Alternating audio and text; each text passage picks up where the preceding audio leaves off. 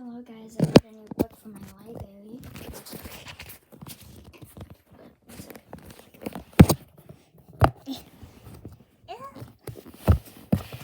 Leopardstar is on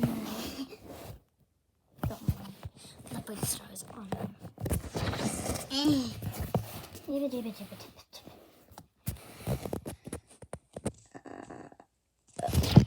Let's just get down here.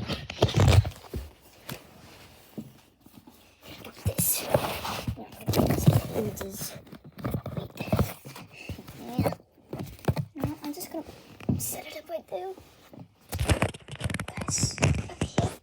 So see it. So I'm gonna read this this contains spoilers for Leopardstar's honor. And I'm gonna read you a few pages of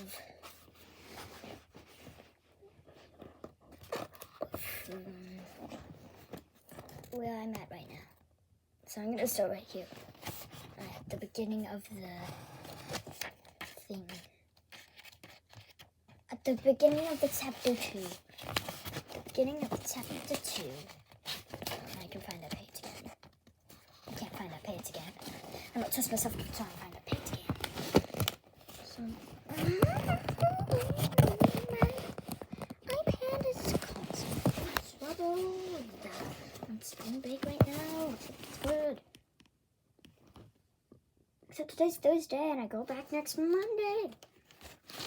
So in all seriousness, let's get started on these few pages of chapter 2 of Leopardstar's honor. Chapter 2. Leopard Kit sucked the water from her paws and shuddered. Crossing the stepping stones had been scarier than she'd imagined. They were so far apart, and the river had swirled hungrily between them as though it were hoping she'd fall in. But this was the only way out of camp, and she didn't want to try swimming. She hurried into the weeds before anyone could see her and hoped none of the other kits would wonder where she'd gone. She wove between the stems, keeping out of sight. Grapefruit and willow breeze had already followed the soil as far as the buses.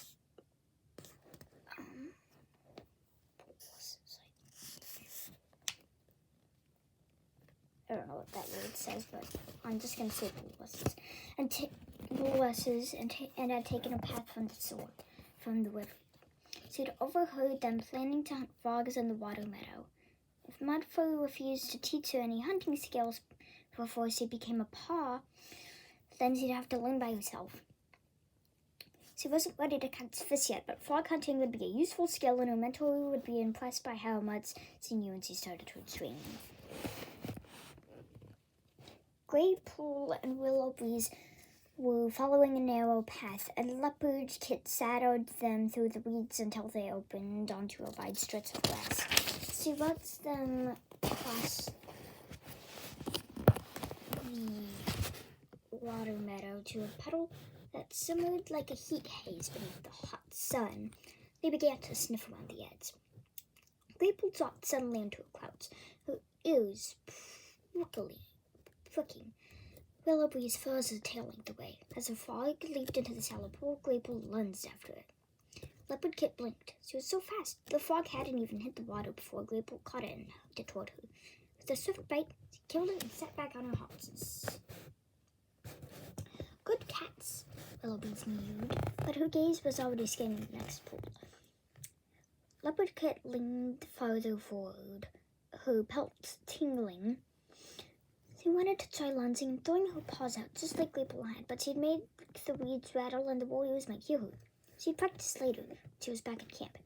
She knew that if she tried, she could be as fast as Grapefruit, perhaps faster if she practiced enough.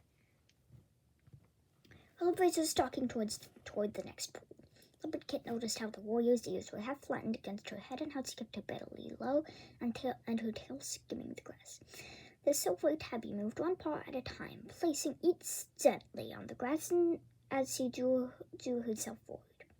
Leopard Kit tried to mimic her, moving between the weeds as slowly and silently as she could, watching Willow breeze out of the corner of her eye as she copied every careful step. Her attention was fixed so intently on Willoughby's that when the rushes whisked behind her, she barely noticed. Only when a familiar scent washed her tongue did her heart loose. She took around a snowy fruit flashed between the stems, and Whitefang pushed the weeds aside with his broad surface.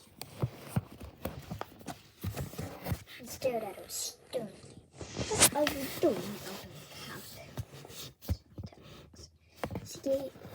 She gave him an apologetic. I'm sorry. She nodded toward Grapple and Willowbreeze. I came to watch them. I thought the meadow would be safe to learn how to hunt. Whitefang grunted. Nowhere outside is safe for a kid, he murmured. Don't even know how to stay low and keep out of sight. But I'm trying to learn, she mewed earnestly. Look. She began to copy Willowbreeze's stalking technique once more. Whitefang watched her. Your tail's too high. He stepped toward her. When you're hunting, your tail should never be higher than your spine. I'll give you away. Leopard Kit let her tail droop. Is that better? Oh, now you're dragging it along the ground. Whitefang nose the tip a little higher. There, he stepped back. Try again. Leopard Kit began to stalk once more, remembering to flatten her ears. Keep your ears from twitzing, Whitefang told her. That's right. Now clutch a little lower.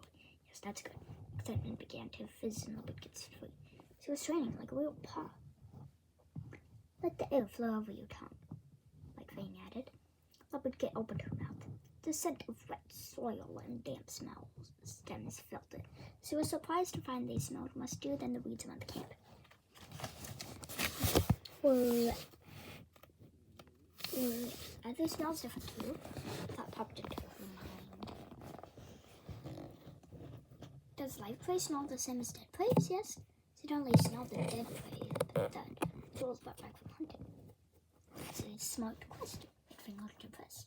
Live prey smells sweeter and more delicate. A frog still smells like a frog, and a fish smells like a fish. Can we look for a live frog so I can learn what it smells like? I looked at him hopefully. Whitefang's ears lit up, as though he wanted to sow it. And she pricked her ears, excited. Then he frowned. What if he will be mad if he thinks I've been training you? He mewed. He took his muzzle towards the camp. I better get you home. The Kit dug her paws into the mossy ground. Can't we train just a little more? If Mudford notices you missing, you can tell him I'm ready to be a paw. She pressed hopefully. He'd listen to you. Mudford doesn't listen to any cat when it comes to his kid. Whitefang mewed. Come on, we should head back. Leopard Kit sighed. Are you going to tell him I sneaked out of camp? Whitefang pushed the weeds apart and nodded through the gap he'd made. I'll have to, he told her. You smell like meadow water. Leopard Kit padded past him. She was still determined to learn as much as she could while she was out of camp. Does meadow water smell different from water water? Patted after. Taste the air. Good. She let it stream over her tongue. It was tinged with sweetness. As they pushed away from the weeds and padded along the riverbank, he spoke again. Taste it now. She opened her mouth, surprised she hadn't noticed the difference earlier. Meadow water tastes like grass, she mewed. River water tastes like stone. Exactly right, she mewed. Of course, it changes with the weather. When it rains and rivers,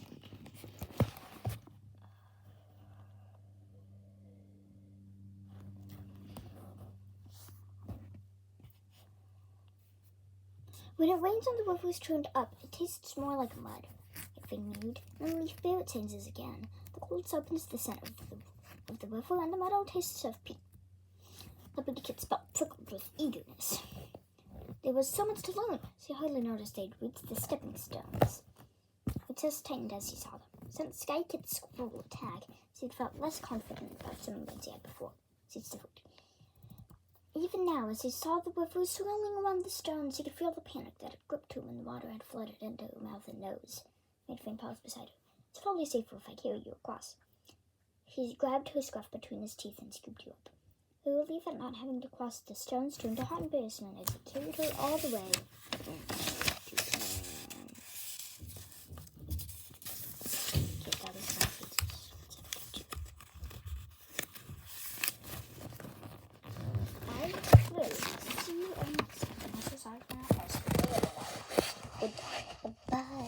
So it's on our second book, by the way.